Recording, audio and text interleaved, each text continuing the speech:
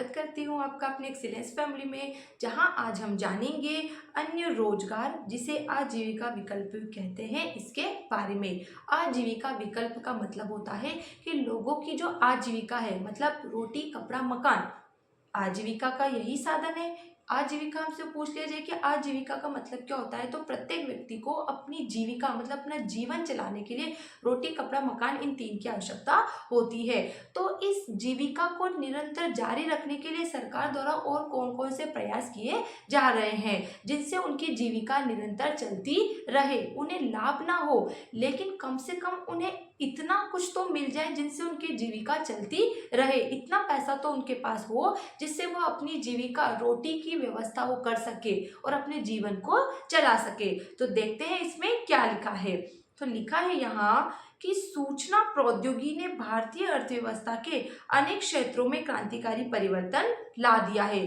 सूचना प्रौद्योगिकी क्या होती है, सबसे पहले ये जानते हैं। तो सूचना प्रौद्योगिकी का मतलब होता है सूचनाओं का आदान प्रदान। सूचनाओं का आदान प्रदान करने के लिए कंप्यूटर सिस्टम का उपयोग सूचना प्रौद्योगिकी कहलाता है। इसका उद्देश्य होता है व्यवसायिक क्रियाओं को सुविधाजनक बनाना। कहने का मतलब है हमारा जो ये टॉपिक है आजीविका विकल्प, तो इस आजीविका विकल्प से सूचना प्रौद्योगिकी कैसे कनेक्ट है वो जानो।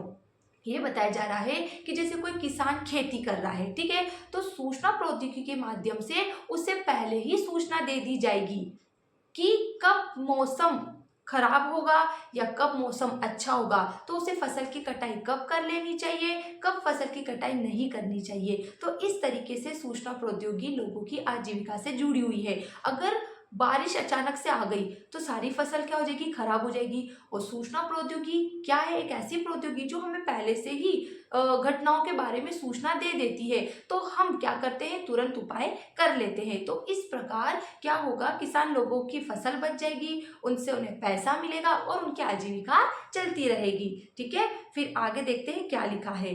लिखा है 21वीं शताब्दी में देश में खाद्य सुरक्षा और धान्य विकास में सूचना प्रौद्योगिकी निर्णायक योगदान दे सकती है। 21वीं शताब्दी में खाद्य सुरक्षा और धान्य विकास में सूचना प्रौद्योगिकी निर्णायक योगदान दे सकती है। मतलब हम बोलते हैं खाद्यान्न वस्तु होती है, गैर खाद्यान्न वस्तु होती है। खाद्यान्न वस्तुएं जो हमारे खाने के काम में आती है, तो अनाज, दलहन, तिलहन, इन सब में ये सूचना प्रौद्योगिकी क्या है, एक निर्णायक योगदान दे सकती है, निर्णय लेने के संबंध में उन्हें बता सकती है। ठीक है, और गैर खाद्यान्न वस्तुएं होती है जो खाने के काम में नहीं आती है। ठीक, फिर आगे लिखा है यहाँ, सूचना और उपयुक्त सॉफ्टवेयर का प्रयोग कर सरकार सहज ही खाद्य असुरक्षा की आशंका वाले क्षेत्रों का समय रहते पूर्वानुमान लगा सकती है। क्या बताया इसमें कि सूचना और उपयुक्त सॉफ्टवेयर का प्रयोग कर सरकार सहज ही खाद्य असुरक्षा की आशंका वाले क्षेत्रों का समय रहते पूर्वानुमान लगा सकती है कि कौन सी जगह फसल के लिए सही नहीं है और कौन सी जगह फसल के लिए सही है, इसका भी पता लग सकता है सूचना प्रौद्योगिकी के माध्यम से। फिर आगे लिखा, इस तरह से समाज ऐसी विपत्तियों की संभावनाओं को कम या पूरी तरीके से समाप्त करने में सफल हो सकता है। सूचना प्रौद्योगिकी के माध्यम से व्यक्ति अपनी फसल को बचा सकता है, व्यक्ति अपनी मेहनत को उस जगह करेगा जहां उसे फायदा है, कौन सी खाद उसकी फसल के लिए उपयुक्त है, कौन सा क्षेत्र किस फसल के लिए उपयुक्त माना जाता है, इन सब की जानकारी सूचना प्रौद्योगिकी से ज्ञात कर सकते हैं। कृषि क्षेत्र में तो इसके विशेष योगदान हो सकते हैं। इस प्रौद्योगिकी द्वारा उदयमान तकनीकों, कीमतों, मौसम तथा विभिन्न फसलों के लिए मृदा की दशाओं की उपयुक्तता की जानकारी का प्रसारण भी हो सकता है। मृदा मतलब मिट्टी। फिर आगे लिखा, अपने आप में सूचना प्रौद्योगिकी कुछ भी नहीं बदल सकती। मतलब सूचना प्रौद्योगिकी कुछ भी नहीं बदल सकती अपने आप में, वह सूचना दे सकती है जिससे हम बदल सकते हैं, हम बदलाव ला सकते हैं। सूचना प्रौद्योगिकी का मतलब होता है केवल सूचना देना, आपको बातों के बारे में बताना कि क्या बात आपके लिए सही है, क्या आपके लिए गलत है। तो वो कुछ नहीं बदलती है, बदलना हम में है। ठीक, फिर आगे लिखा, किंतु यह समाज में सृजनात्मक संभाव्यता और उनके ज्ञान संचय के यंत्र के रूप में कार्य कर सकती है।